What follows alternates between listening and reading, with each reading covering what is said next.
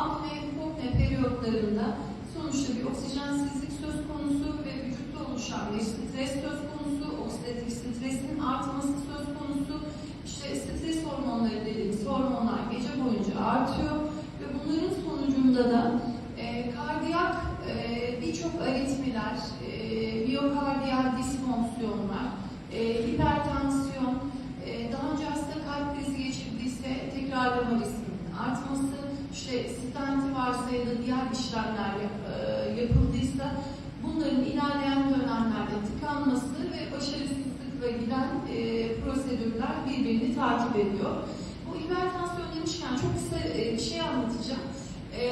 Çok yakın dönemde değil, birkaç yıl önce ameliyat ettiğim bir hasta 55-60 yaş civarı güçlü antihipertansif kullanan